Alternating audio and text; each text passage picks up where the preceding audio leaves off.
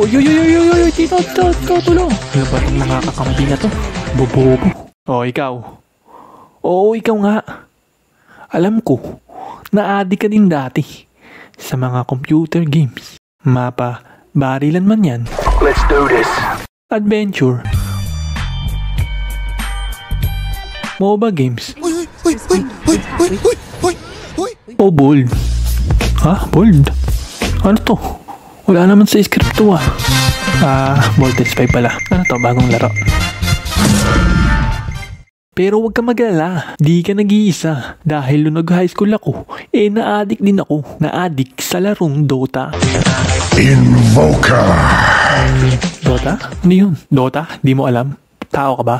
Ay nako. Pero para sa mga hindi rin nakakaalam, ito ay isang MOBA games na binubuo ng dalawang grupo na may 5 members each na matututunan mo ang magagandang asal. Nung una ay parang hindi ko talaga siya trip kasi hindi naman ako mahilig sa computer games dati. Oy pre, tara, Dota tayo. Pas ako dyan pre, kayo na lang.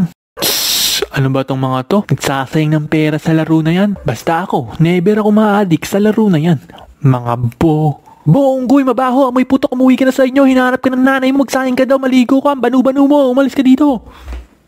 Uy, uy, uy, pre, easy ka lang. Peking ba lang oh. Ayos lang yan pre, pampagana lang kumbaga. Bata lang naman yata makakalaban eh.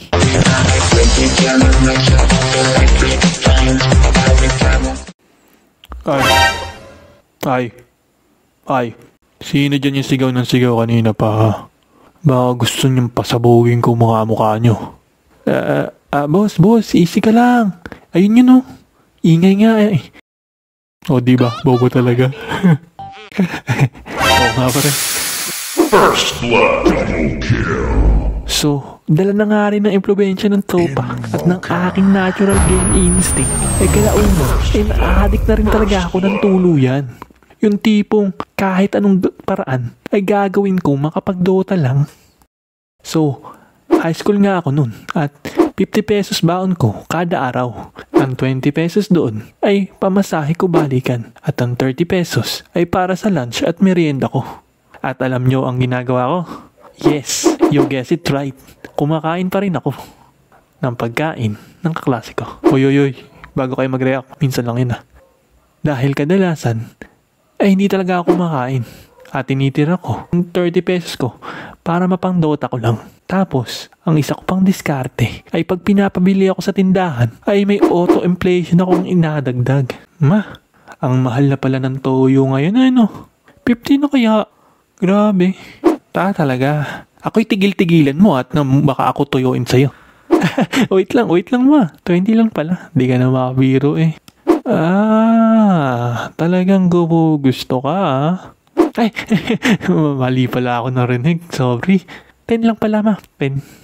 Tapos, minsan naman ay ginagamitan ko ng the research technique na kung saan magdadala pa ako ng notebook at ballpen nun para lang magmukhang legit.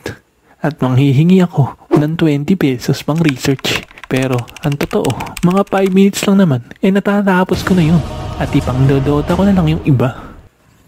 At ang pinakahuli kong life hack ay ang tinatawag kong the Pectus. Wag niyong gagayahin tong mga sinasabi ko. Pero hindi na rin yata gumagana ngayon yun, kaya huwag yun nasubukan. Gigigil ako sa inyo eh. Baka mamaya mapasama pa ako eh. Okay, balik tayo sa kwento.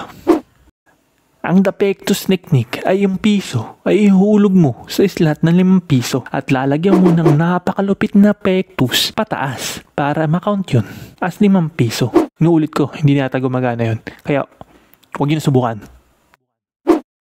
At one time nga nun, nagpabarya ako ng 20 pesos. At mga 2 hours na yata nakalipas, hindi pa nangangalahati yung barya ko. Kaya, nagduda na yung dalawang batang anak ng may-ari. Kaya, binantayan na talaga ako hanggang maubos yung barya ko. At mula noon, na-realize ko na kailangan ko na lumipat ng ibang paglalaruan. At syempre, itigil na rin yung pandalala ko. Bali, kalauna naman medyo nawala na ang sobrang pagka-addict ko dahil sobrang unhealthy talaga para sa akin yun. At sinabayan na rin ng nababa ng mga section yung mga Dota buddies ko. At kalaunan, napasama ako sa mga friends na mahilig naman gumala. Kaya nawala na din ang sobrang ka-addiction ko nun.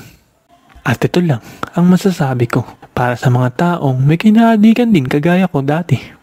Start new things. Dahil sure ako, sooner or later, may magagawa ka ring mali para lang masustain yung addiction mo. Sana maging wake up call ito para sa'yo na mag-isip-isip. Kasi sabi nga nila, ang lahat ng sobrang pera ay akin na lang. Gcash ko nasa baba. Charot. Boss, out na nga po dito sa PC8. Okay, isa na lang. Rampage na. Ay boss, PC7 pala.